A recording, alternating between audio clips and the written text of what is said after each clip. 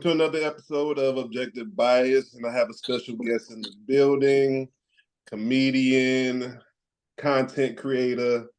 What you got a lot of enthusiast, multifaceted, as your page indicated. Mother, humanitarian, there we go, speaker, humanitarian, activist, actor, God's chosen, public lawyer. You name it, everything. Okay. So with all of those titles, so to speak, you're very known. You're well known for your comedic presence on social media, of course. Yeah. Did you intentionally want to pretty much have your hand in a lot of spaces, or how did that come about? No, it was something gradually that just happened.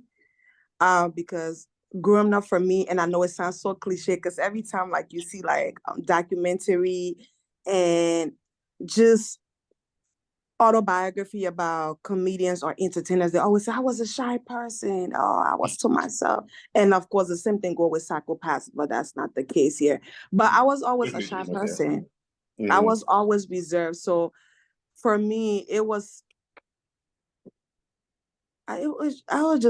just going through life like just I'll see what I'll do. I know that I had a passion for law, and I'm hoping before I leave this earth is something I end up pursuing. But outside of that, I felt like I was so shy, and I felt so restricted by my shyness. I never thought I would grow up to be a woman who will have her hand in so many things now and just be known for so many things. So no, it was never a thing that I thought would be. Okay, so staying on that particular topic, the reason I find that so interesting is because I was a ball player growing up. That's really all people knew me for. That's all I knew myself for. That's all I did. I played basketball up until, I got done with college or what have you. And I found myself kind of lost, you know what I mean? Because that's all I knew. So as I grew older, got more mature, I started to realize I had more interests. You feel what I mean? I had to pretty much evolve. Even when I started podcasting a few years ago, more than a few shit, it's been like 5-6 years shit. But that neither here nor there. Everybody that came up to me was like, oh, you're gonna be talking about sports, you're gonna be doing this, why aren't you coaching? And for me, I mean, I didn't find that offensive, but I felt like more of a challenge. Like, I need to expand my horizons. I want to show different layers of me. I don't want to be boxed in. So with you, having your comedic presence, are you conscious about that, or everything just kind of naturally happens, or is more organic for you? I think when I first came into the scenes of comedy, I was very self-conscious about it, because that is how the world was introduced to Mary Love, the funny girl on social media. So once the expectations started being placed on me, like, okay, we want to see video every day, every week, whatever, the schedule looked like, I became so consumed by it that the only thing that I thought of, ate, drunk, slept, was comedy.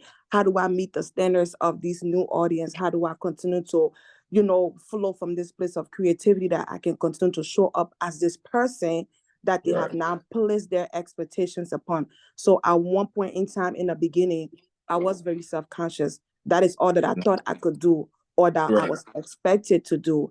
But now, as the years progress for me, even now with this season I am in my life, I've come to understand this life is for you to live. It's for you to find your passion, find your niche, find your audience. So if you allow that to be a people choice or determination, you're going to be so miserable.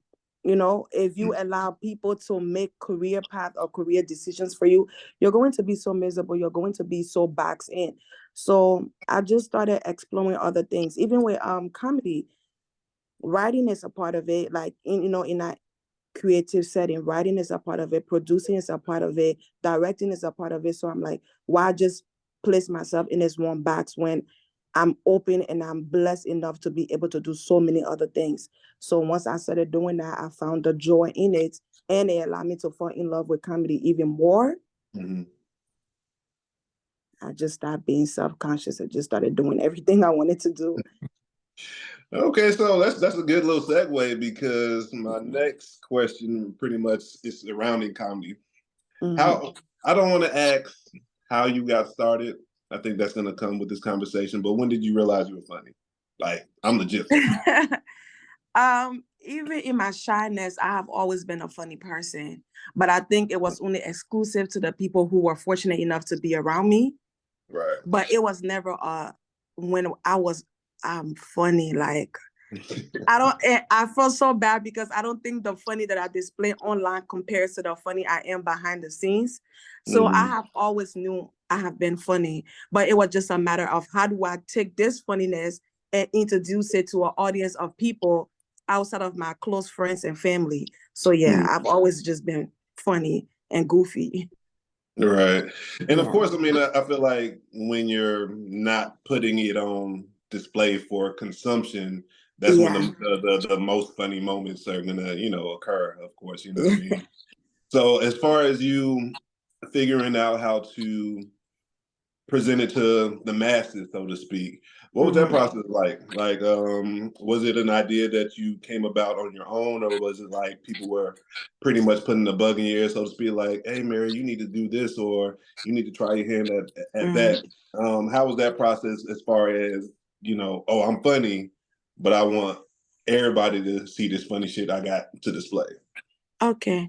It was a little bit of both, but I think once I finally came out to the world, it was a self decision.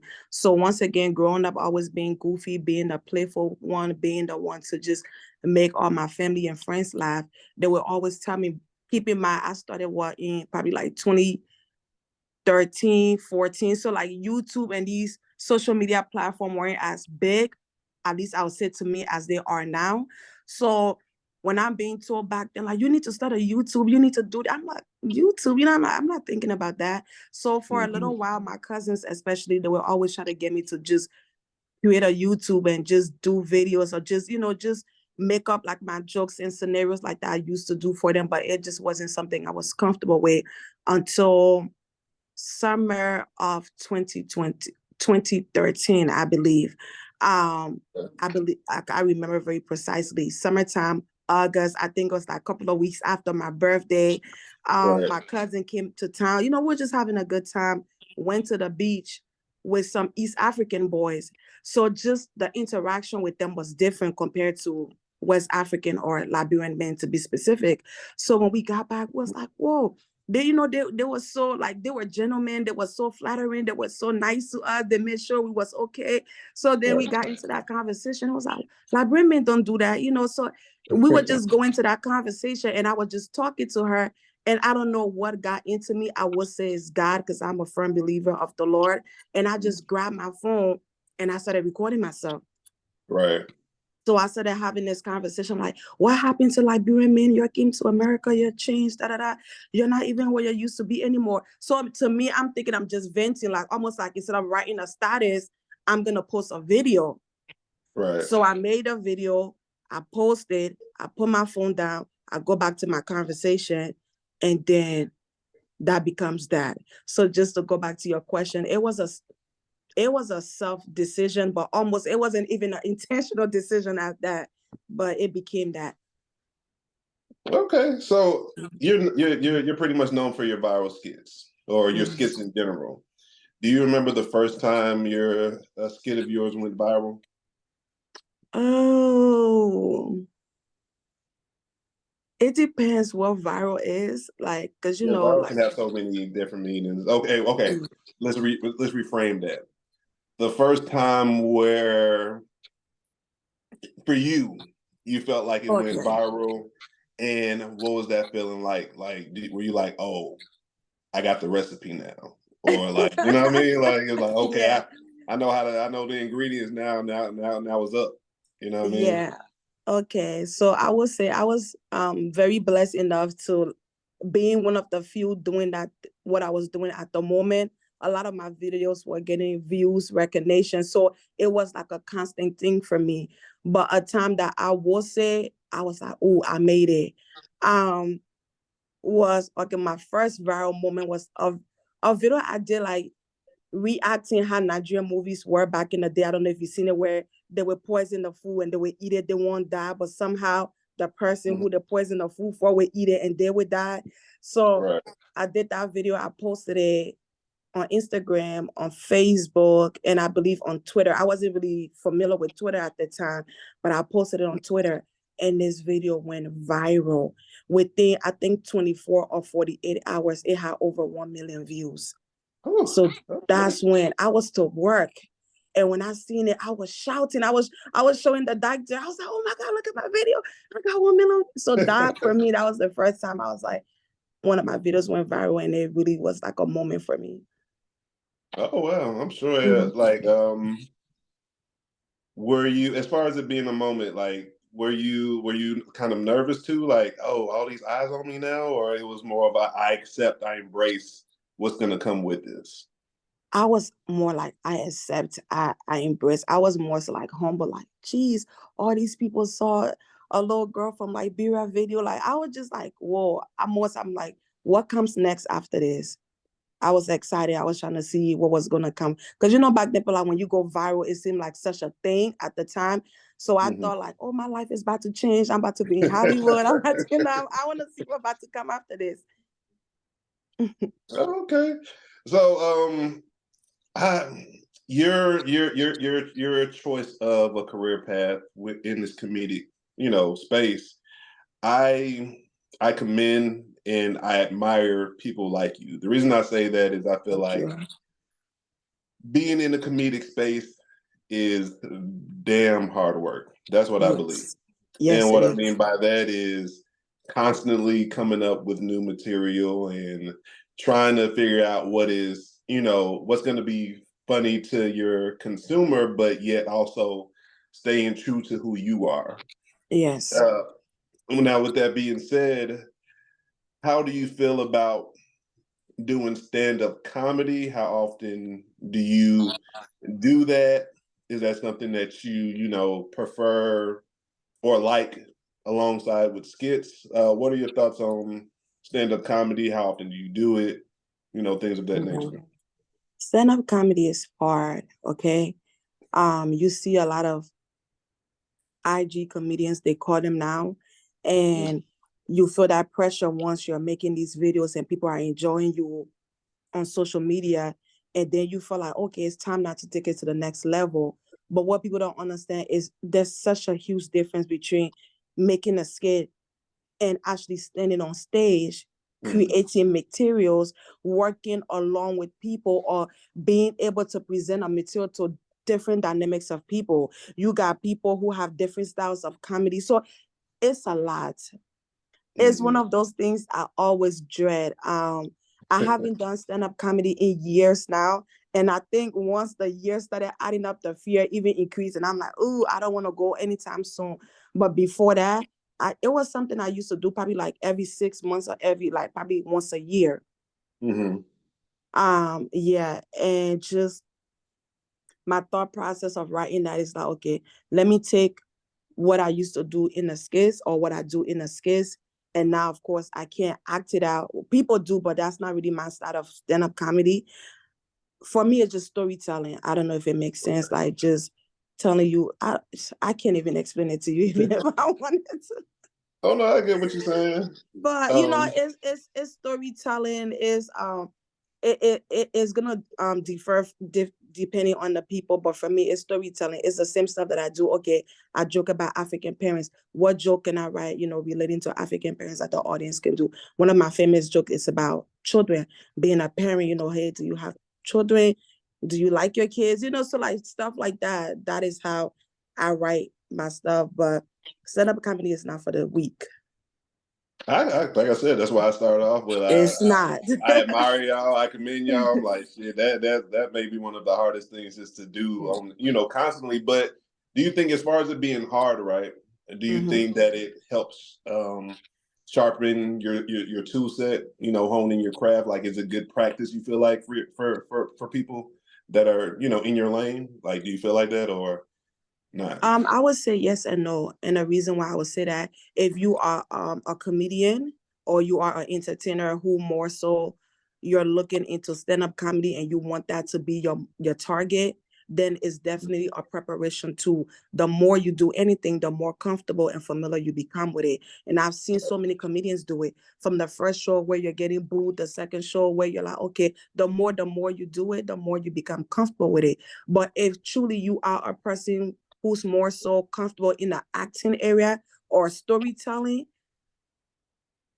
it wouldn't make much of a difference. If I'm being honest, I would say Right. making more skits, because the more skits you're making, the more you're able to say, okay, what did I do wrong in this last video? What idea have I not touched on yet? Do you see? So Hmm. stand-up comedy, I would say, is more so for people who actually just want to be comedians known for stand-up comedy. Okay. And speak this is my last question on stand-up comedy, and we're gonna move on. Mm-hmm. Have you ever bombed on stage? And if so, what was that feeling like? I know there's one show in particular where I was just sitting there like, what was the next joke? What was the next joke? Yes, I have a couple of times. I have. When I when I tell you, You gotta tell me what was that like? What that felt like? I just be like, Lord, if you can send an angel right now to just pick me out of here, I don't even gotta go home. You can just bring me to heaven right now. Right. That's how bad. That's how bad it is. Ooh, I'm But sure I it's like feel a like lonely it's feeling up there, ain't it? very Ooh, scary. ooh. But I feel like it's worse on the comedians. And the reason why I say, especially a person like myself, my standards and my expectations for myself are very high. I don't think Right. I've come across a person whose standards and expectation for me is higher than my own. So even it could be a slight error and it's gonna feel like the worst for me. Because in those moments I'm explaining to you, I'm telling you that I feel like I didn't do my best.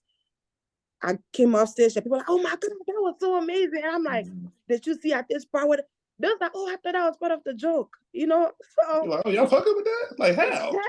Wait. no, but it's very scary. But I think the people like the audience who are accustomed to doing stand-up shows or attending stand-up show, they can tell when you're messing up. They can tell Yeah, when you have forgotten your line. They can tell when you're trying to think about the next joke. And it's such a scary feeling. that's like if I can compare it to playing ball, that's like shooting an air ball and you have like a sold out goddamn stadium or arena and you're away, you're on the road. Now Let everybody's me gonna be tell looking at you. you crazy.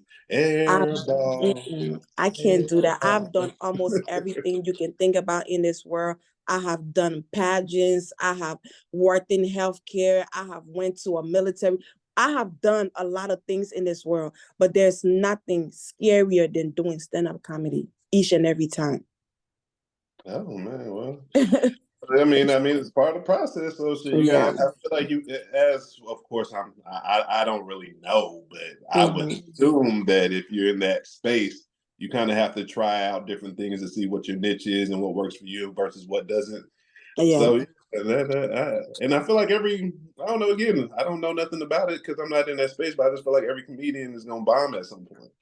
You know what I mean? You're gonna Yeah. have a bad night, or you're gonna put up a skit you thought was probably hitting, and people like, what the fuck was that? Every Uh, time, like if for too often.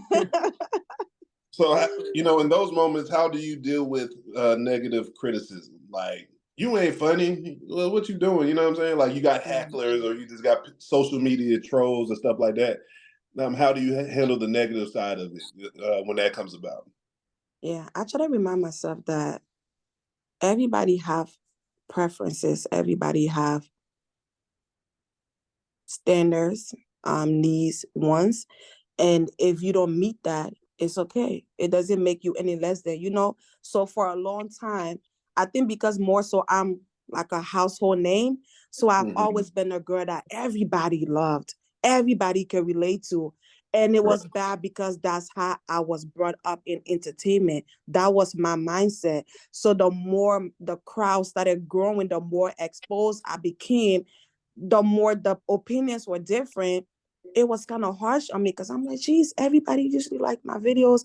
Everybody always says I'm the sweetest person. They have the nicest thing to say. What do I do now? And I had Mm, to tell myself, that's how you know you're growing. Because if you still have the same 5 people telling you how funny you are, there's nothing about you that is improving. There's nothing about your craft that is elevating. Now, if right. you're getting to a state that new people are coming in and they have an opinion, that means that your exposure is being grown to a larger crowd. And now when they come, I tell myself, I'm not going to be for everybody. Just like Mm. everybody is not for me. But if I am confident in the material, I don't care. If Well, that's I a can good. watch my video and every video on my page now, I promise you are videos that I have went in the middle of the night, watched, and I cried real tears. If I can do that,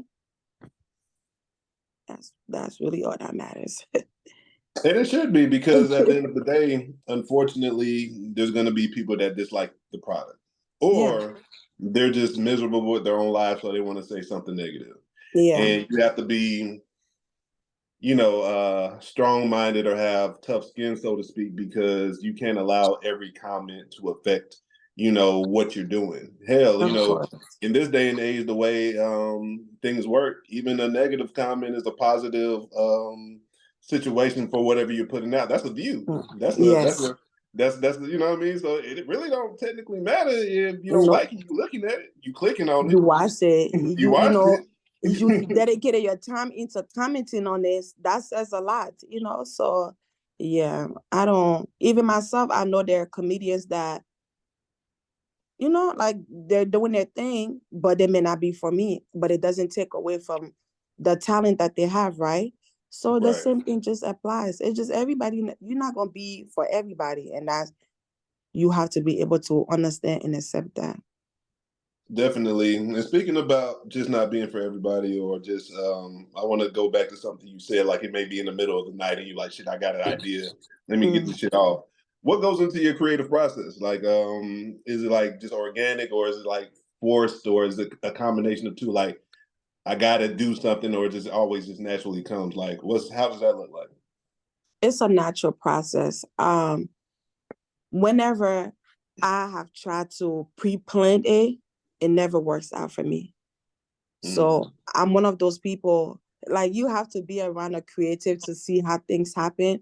Most of the time I'll be taking a shower. I kid you mm. not. And it's like, make a video when you get suspended and call your parents from school. And I'll turn the shower off, put the clothes on, whatever I'm seeing in my head, do that because it's in a moment thing. If I don't do it in that moment, it's not gonna hit the same tomorrow.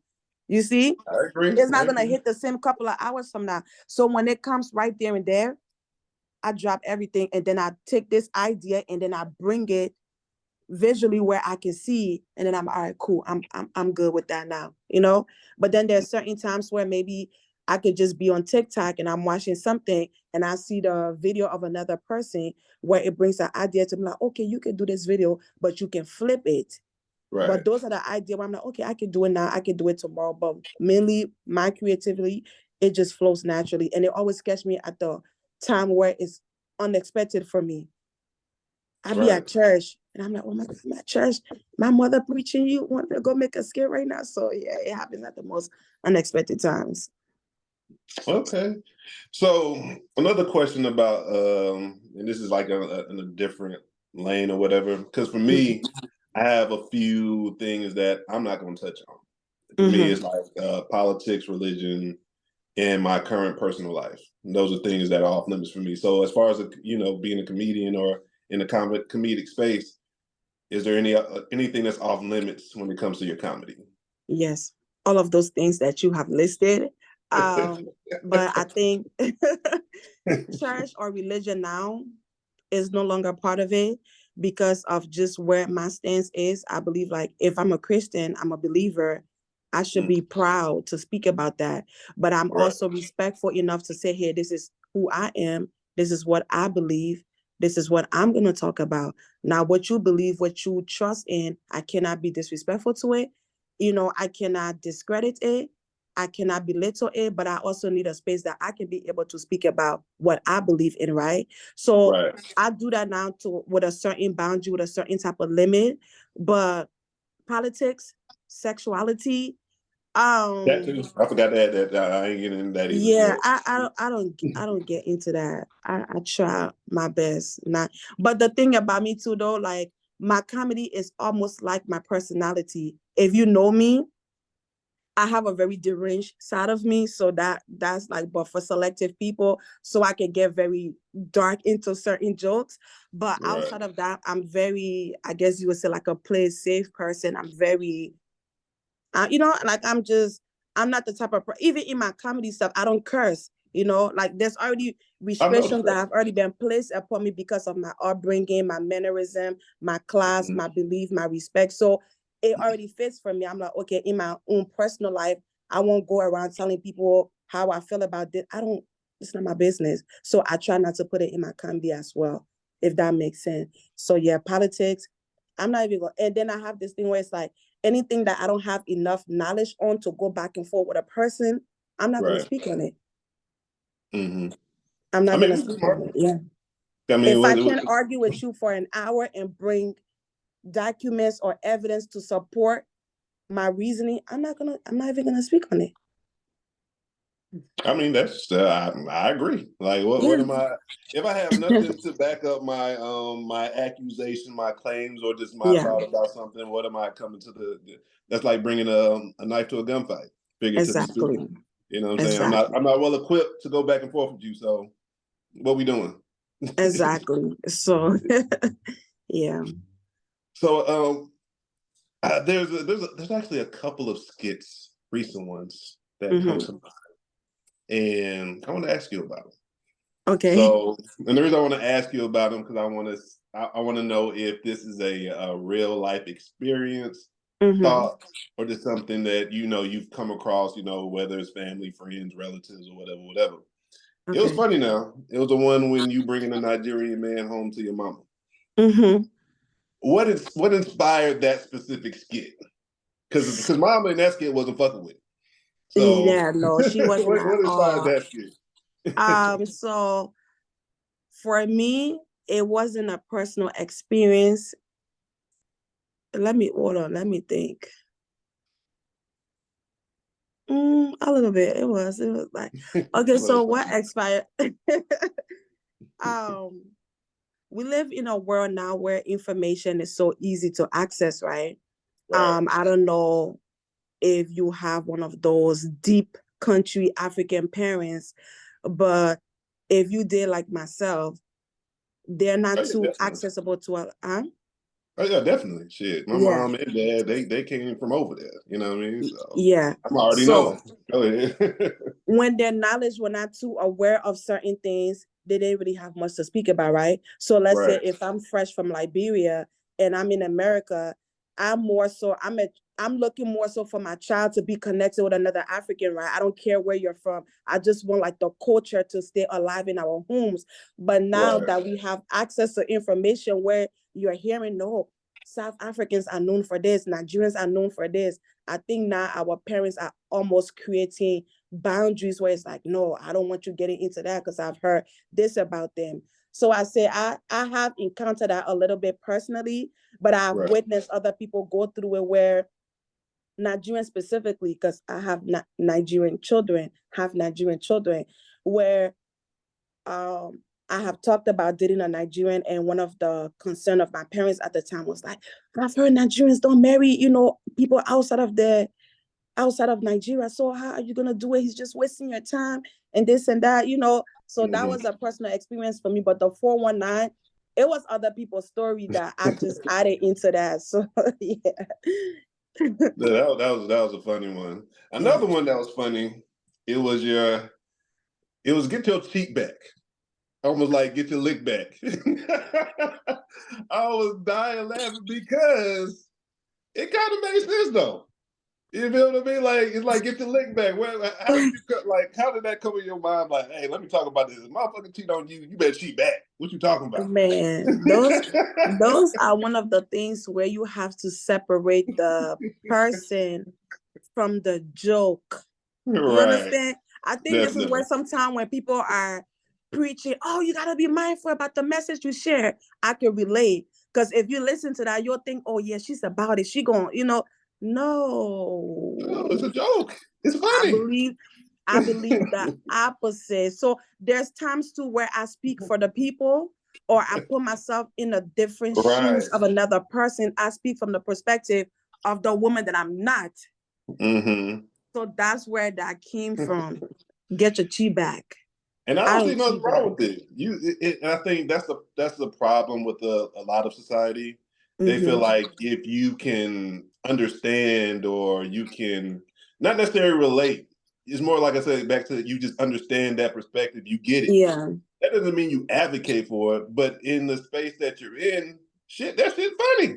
I didn't when I listened to it, when I saw it, I didn't think, oh, this is what she on. I was like, the concept of it is Yeah. hilarious. And You know but what for I'm saying? some people, you have to do that. Let's say in an instant where a man cheated on you and you still want to be with him, but every day you have to remind him of that cheating because it hurts you so much. Now, if you went and cheated back and you feel equal now, you feel satisfied, you're not going Hell, to be y'all, walking I around got my every day, mixtape. oh, that's what you cheated, that's what you cheated. Then everybody can either be hurt and be like, okay, now I see how I feel like when I did it to you, and you can move on from the situation. So I believe in certain Right. situations, you have to cheat back. And that's perspective. I'm gonna give you Yeah. just a quick story because I was a part of a situation like that in Mm-hmm. college. I was a little, a little fast motherfucker. You know what I'm saying? I was, an athlete at a You big thought you school or was whatever. you was Yeah, I'm doing doing my having thing. fun. I'm doing my thing. You know what I'm saying? I was young and dumb. Young and touchy, whatever you want to call it. And my girlfriend at the time, we was like on and off because it just Mm-hmm. was one of those situations. So I remember she had found out. Well, she found out on a couple of occasions. Like I was sloppy with my shit, but she was also Inspector Gadget. Um, so she found like hard evidence, like Ooh. motherfucker. And the reason she found it out because the girl then messaged her and told her what my boxes look like, what my bed look Wow. like, all of the above. So I had to take that L. So I remember we broke up momentarily, but we got back together. Mm-hmm. And I found out, or I put the pieces together that she pretty much did the same shit I did, like got her cheat back, so to speak. And I literally I had to like really just be honest, like, I did the same shit. Yeah. I'm mad. I still want to fuck with her, but I gotta let that go. She got the shit back. I gotta let that happen. I still want to be with her. Like at the Right. time before. Exactly. So, like I said, that's why I said I found it so funny. I mean, of course, we don't want to advocate for that with how things should be at our adult age now, but there's situations that Sometimes, happen every day. yeah. It evens out the score. Sometimes you need that. Sometimes both of y'all have to cheat for you to know, all right, I didn't like how it felt like when you did that. All right, I ain't like that. All right, let's not do that. Then you'll understand that. But then there's people like me where when you do cheat, I'm like, all right, cool, bye. That's my Right. thing. I just walk away. Yeah, I that's what I'm saying. mhm. There's brothers who do that, especially that when I'm saying like again, sometimes you got to talk about it so people can kind of understand where you're coming from. Yeah. Versus this is the person. At the end of the day, you're a comedian, you're a social media influencer, you have a large following. Like you have to create content for a lot of people, Yes. in your space. Of course, enjoying it while you're doing it. But Mm-hmm. if you want to be, in that lane, there's some things you got to touch on, you That's know? true. That's But true. unfortunately, we have a lot of people that may not understand, may take it literally instead of taking it for what it is, Oh the yeah. message or the joke. And that's the thing, it's a joke. It's supposed to A be funny. It's joke. supposed to make you laugh. You know what I'm Um, saying? when Even I serious made situations can be funny. You know what I mean? That's people are how you crazy. heal. That's how you feed the soul with laughter. You I know what know. I I mean? don't know how exactly.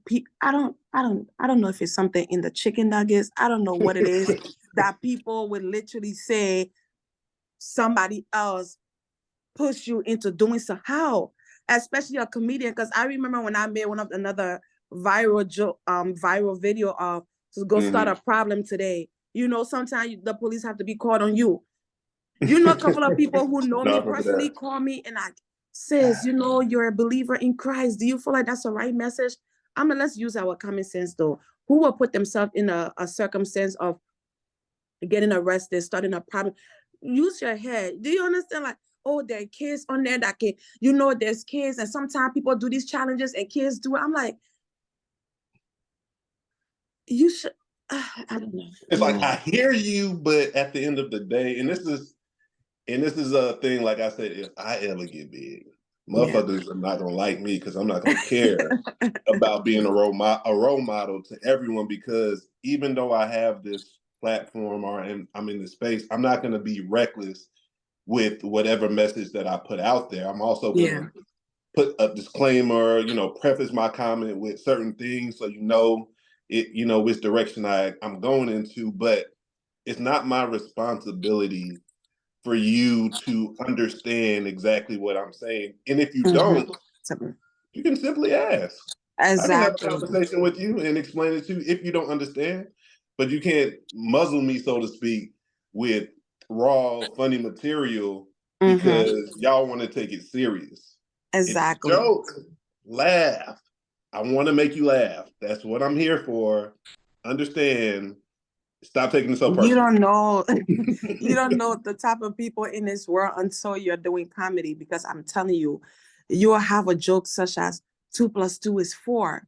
And, oh my God, I went through things in life, and when the number 2, there's a lot of people on the internet that are just projecting, unhealed, wounded, having a bad day too. It's just, you done found someone to try to, let off your frustrations or your displeasures on, and I'm telling you, is what it is.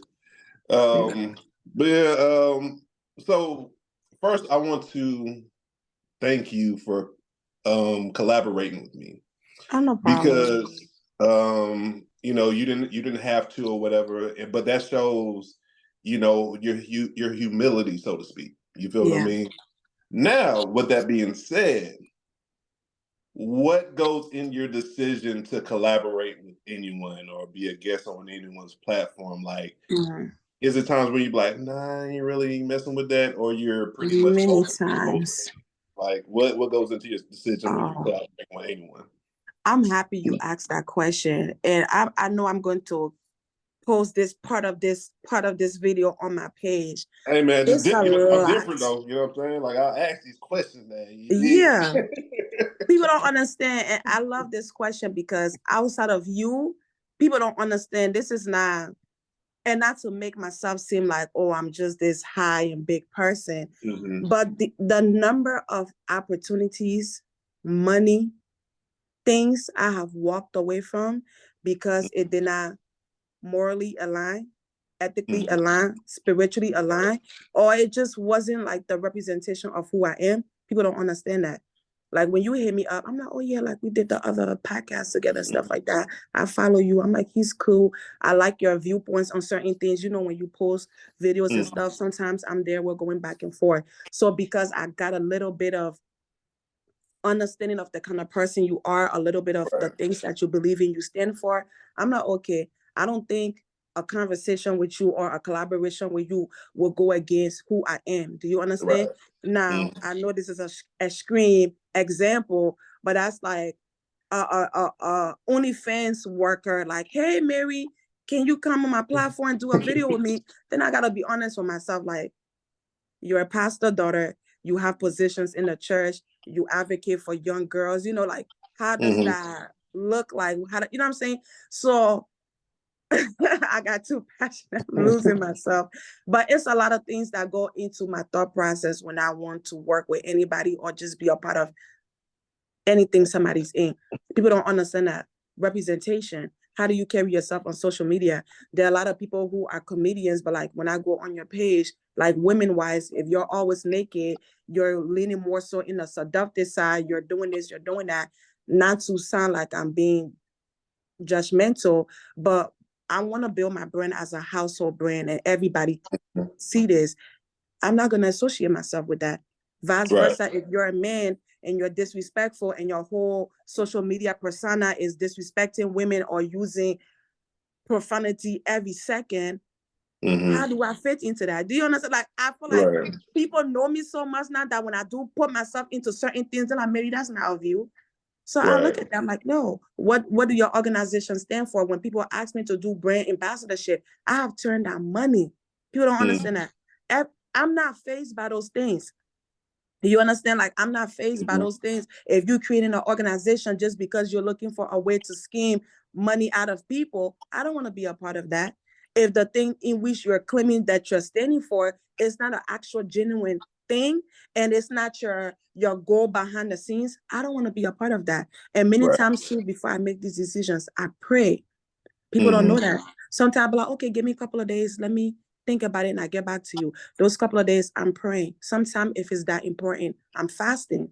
And if I get Mm-hmm. insight from the Lord where it's like, nah, it's a good opportunity, but it's not your opportunity, I go back and I'm like, I'm sorry, I can't be a part of this. So that's how I make my decisions when it comes to these things, collaborations, working with people.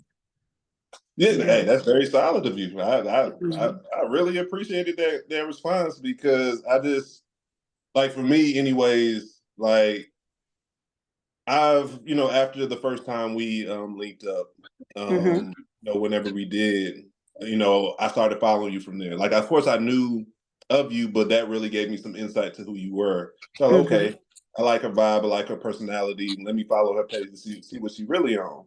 And then, of Mhm. course, over time, like you said, you follow me, you see stuff I post, I see stuff you post, and I'm like, okay, because it's Yeah. not even just one of the things I do appreciate that you do is even within your comedy, you be putting out inspirational or positive messages too. Yeah. Like it's not always just funny, funny, funny all the time.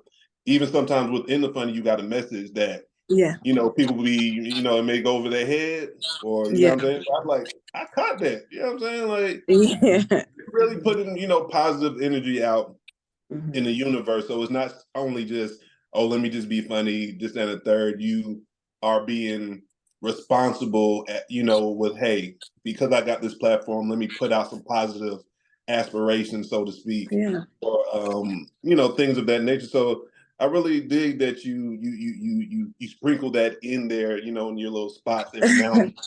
Like Thank you. let me put this out there real quick. Hmm. Let me let you No, know you can do it, or you if everybody's going through something, or you can do whatever you put your mind to. Of course, I'm not saying verbatim that's what you're saying, but for yeah, examples, I'll be noticing that. You know what I'm saying? And I do I appreciate it. appreciate that. I'm not gonna lie. When I first had the platform, I was reckless. I was young. I started comedy when I was probably like high school or probably back in my first year in college. So I Hmm. was a very young girl. But now with all of the years that I've been into this craft, having this platform, I've come to understand it and and not to go against what we was talking about earlier of not being Hmm. the role models and response, but still you can still speak on behalf of certain people. I've come to understand it, even in comedy is healing for people. Even in the jokes that we're making, that is somebody's life that they have went through. So all of the messages that I have gotten over the years behind closed doors, be from domestic violence survivors, be from Hmm. children that have went through real serious life issues that I talk about a little bit in the skits, it have made me to understand, well, people are watching you, right? Somebody is listening to this video and is going to either help them with what they're dealing with, is going Hmm. to help their healing process. So I try to just put that message like, hey, laugh. But if you're hearing me, if this is you, I see you, I hear you, you are not alone. And I'm just happy to have that platform where I'm able to do that. Oh yeah, definitely. And again, it's much appreciated too. Another thing I want to ask you about, I want to jump into, us real quick. I was intentional with wearing this shirt today. You know what I I was mean? supposed to wear my LIB shirt too, but I was like, I'm gonna just leave it alone. So when it comes to our culture, Liberians, Hmm. why do you feel like, because I feel like we're one of the most creative, talented, you know, um, parts of Africa as far as, our area, our nation, or what have you, our country. Hmm. Why do you think that we are so much, I want to say, in competition with each other? Hmm. You feel me? And that Yeah. was another reason I wanted to collab with you because of the Liberian roots, and I'm all for, Yeah. collaborating with our people. But why do you think that we as a culture are so much in competition with each other? I believe it goes deep. It goes way back. Um, and as I stated, I don't like to speak about things I don't have full knowledge and understanding of.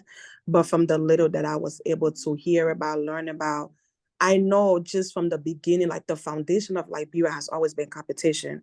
Whether it Right. be in politics back in the day when the Civil War was going on, you have this general want to take over, you have this, rebel leader want to be the one to take over. So it was something that was already planted and deep rooted in our people. It's Right. either you be the leader and you set the standards of how things are going to be, or somebody would be above you and then they decide how life for you is going to be like. Do you Right. understand? So we never healed from that. So not Mm-hmm. even little things such as one of your sisters being your supervisor, you would just think, okay, well, the restrictions and the power is in the work settings. But I think unconsciously our mind is like, geez, she's a supervisor, she's gonna tell me what to do, she's gonna rule my, you know what I'm saying? Like it's deep rooted Mm-hmm. like that, if that makes sense. It's deep Right. rooted. And that's why I advocate now for therapy. A lot of us have experienced so many traumatic things, Mm-hmm. and we like to walk around with this, oh, I'm African, I don't need therapy, that, that's a taboo, oh, I'm a pray about it, oh, I'm no. A lot of people are damaged, a lot of people are just stuck in their own ways, and until they're able to come from out of that, they will never be able to see anything more than what it is that they're used to or what it is they has been through. Now, for Mm-hmm. me, because I was fortunate enough to come from out of that, seek professional help. First of all, I wasn't born in Liberia, so maybe that's why things are a bit different for me. But Mm-hmm. I've never been that type of person. I see it, I don't like it, and I make myself to be the change that I want. So Mm-hmm. I'm always advocating for all things Liberia. I want to work with Liberian comedians. I want to work with Liberian producers. I want to have nothing but my people around me and show them that we all can make it.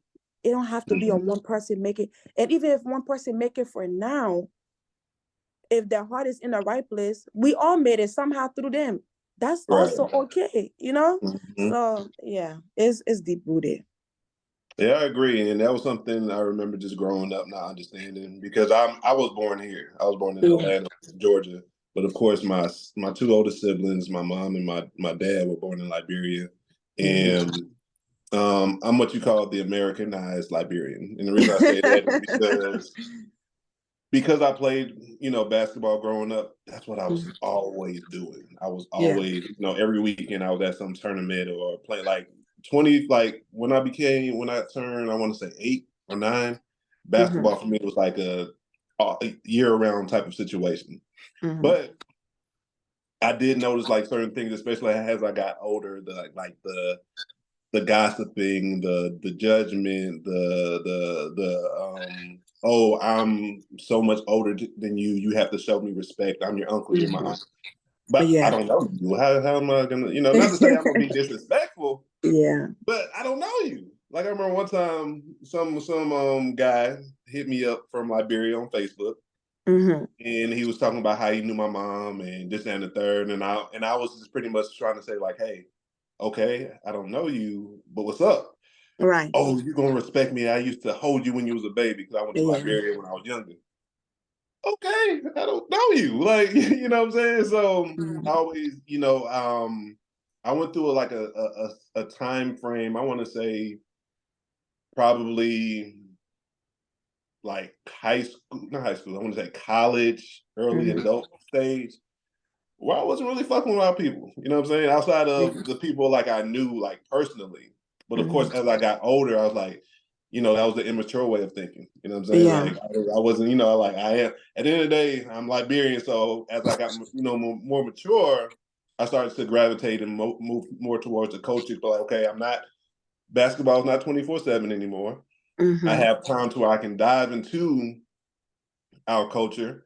You know what I mean? Started learning how to make the food and shit. You know what I'm saying? I met Mm-hmm. you remember that time I had sent you a message because I saw some cassava leaf on the stove. I was like, oh, so send the eyes like, is that you, nigga? Like, you know what I'm saying? You know what I'm saying? But yeah. So I just feel like we as Liberians, especially I feel like it has started with our generation, Mm-hmm. where we are more mindful of, working together versus, being against each other. You know what I'm saying? Yeah. Like, I feel like it's our responsibility to represent for our, people in an appropriate fashion and a responsible fashion, to where we can show like, hey, we can work together. We don't got to be against each Mm-hmm. other. We can celebrate each other, and we can all come together, because we possess a lot of talent, but it Yeah. takes a team, a family, a village, versus everyone trying to get it individually, whatever Yeah. that means. So yeah, I appreciate your response with that. I'm not gonna hold you too much longer, but I got a couple of more questions before we get up out of here. No, no One of the problem things I here. saw of your titles, Mm-hmm. one of your titles mentioned acting, actor, actress. So is that something that you dabble with? Is that like an aspiration? Do you have anything lined up in the acting realm? Like, what's that about?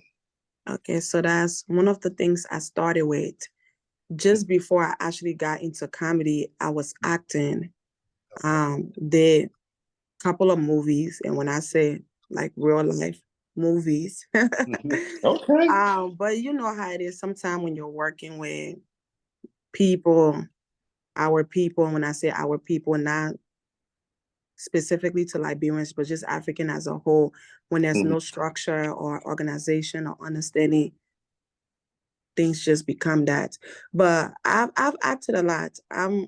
It's one of my passion. Even when I do the skits, people are like, "Oh my God, you can really act," because you have to get into character for that. Right. You have to not laugh. Like I could do my stuff with straight face, one take or two takes. Sometime if I'm like, okay, I forgot a word, put it in there and I'm done. You know. Hmm. So I love acting. I started with acting, and I know the goal is for acting to be one of the most dominant part of my life. But right Hmm. now, I'm just I'm taking it easy. I'm not the person that rush when it comes to things. And it's Hmm. funny enough because I've always been a person who suffered from anxiety. I want to know my next step. I want to know my next step. But now I'm like, there is beauty in waiting. There is beauty in the process. There is beauty in doing comedy, being known for that, and building the passion, building a craft within you for when the time comes, it's not going to be a wasted time. Now, if I get auditioned for a role, I'm coming back with that role. Do you understand? Like No, there's no I hear you. if or but, Hmm. because enough preparation and process have went into me coming to that state. So yeah, Right. I'm chilling now. I have been offered, once again, going about who to work with. I've been offered many opportunities of working with people locally or even bigger audience. But as much as I wanted it to, when I look at it and I look at the overall picture, I'm like, no, not right now. I don't want that to be my introduction, something sloppy, something halfway. So I just turn it down until the rightful opportunity comes along. Okay. Oh yeah, I like that. I mean, but you're, like you said, you're patient. You're trusting Yeah. the process. Mm-hmm. You're allowing it to happen out as it's supposed to for you, versus just jumping into any and everything. Like, oh, Yes. oh, you want me to be okay? I'm gonna do it. You're still keeping your ethics, your morals in front of you, to be like, hey, it has to make sense for me and what I'm trying to do or what I want to be a part of. Yes. And that's very much appreciated. Now, I know a lot of people want to know. No, I'm not going to get into your personal business, because that's not what we do. What they want to know if I'm married That's to not what we single. want to do. Because you're a beautiful Liberian queen, so to speak. Thank you. Um, what type of guy are you attracted to? Like, if somebody was to approach you, Hmm. what are some things, like what do you look for, or what are you attracted to? And it can be from looks, personality, morals. Like, can you get some insight to that just a little bit? I'll give you an insight. I don't usually do it because back then my mindset was, if I tell you, then you'll create yourself into that, right? All right. If I give you the tools, the person will build themselves into that. So for me now, it's things that you can't even, if it's not part of you, it's not part of you. Right. But I look for more so inward things, your Yeah. character. And I Mm, won't go into details now about what type of characters. But if you see me and you know the type of woman I am, I don't expect a man to be exactly like me now. But I know there's certain areas in life that I would expect of to be equally yoked. Especially, let's say, for instance, like family. I might be a loner by nature, but when it comes to it, I'm very big with my family. So I mm, don't want a person who just family doesn't mean nothing to them. You right. know, I and one of the things that I will share, I don't like a selfish person. And it's funny because you have to know me. I'm very, very to myself. But Ace, I am for the people. Right. It's not even the Mary that you see on social media is the half of it. I go to homeless shelters every so often. I feed the Okay. homeless.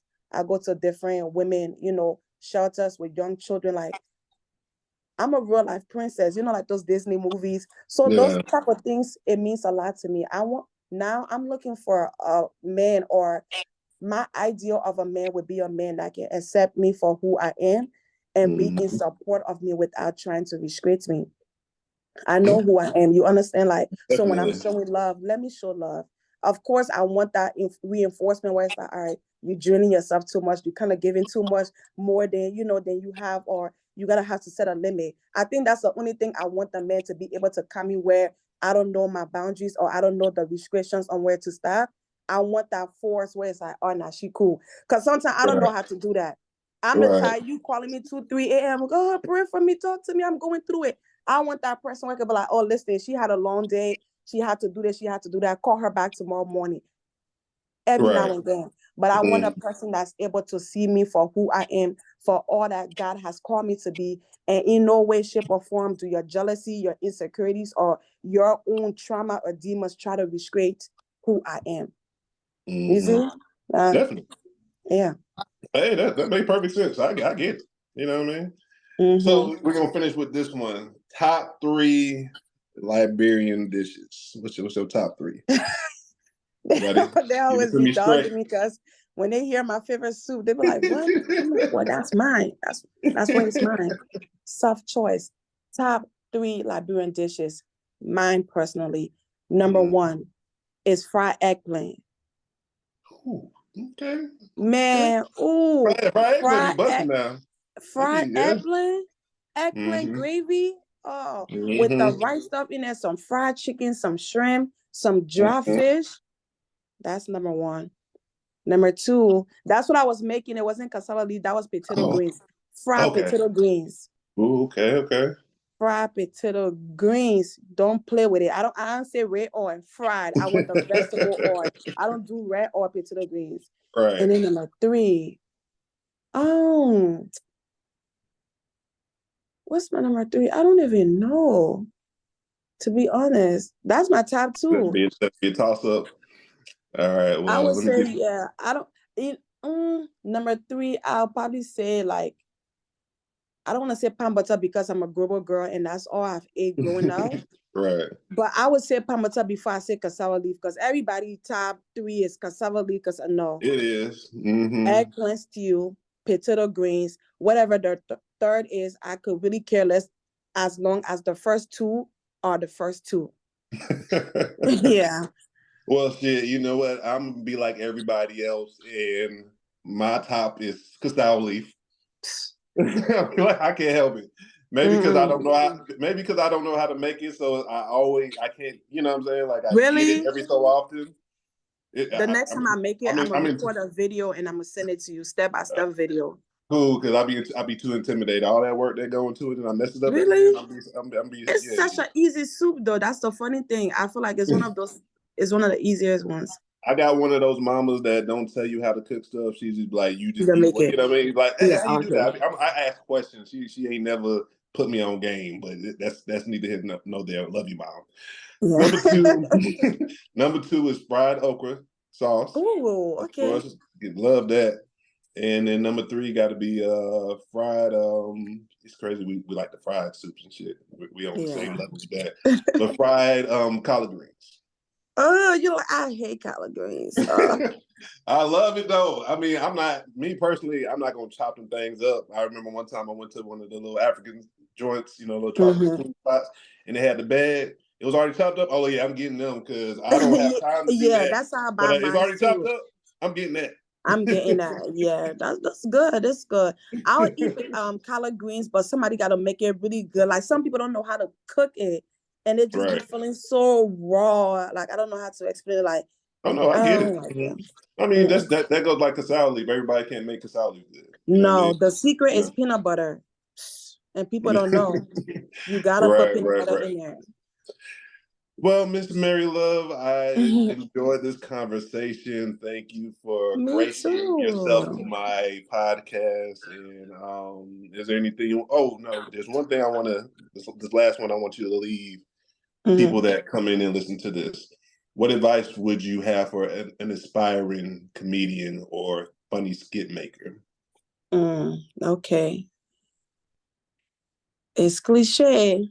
You gotta believe in yourself, but you honestly do have to believe in yourself because the starting point of things, if you're lucky enough to have a good supportive family group or friends group, it counts. But even them, they cannot motivate you to do what it is that you don't feel motivated to do. So one of my top advices is believing in yourself. When I started, nobody believed in me. My mom was like, you better go to college and stop wasting your time talking about you traveling for shows and this and that. But now to this day, when I'm feeling unmotivated, they're calling me like, why haven't you dropped a skit? Why haven't you done that? So definitely believe in yourself. Trust the process. Do not go by views and popularity. If so, then you're doing it for the wrong things. You have to enjoy what it is that you're doing so much to the point that even when it's not looking the way you may want it to be, it doesn't discourage you from doing it. There has been time videos have been 20 likes. It's shameful, but we're gonna keep it there, let them Right, come and see where we came from. And it's times where it has been 200,000 or 1 million likes. You keep it there, but do not be carried away by that. Do not be carried away by the praises of men, because when you allow that to be your coming goal, the discouragement of men will also bring you down. You understand?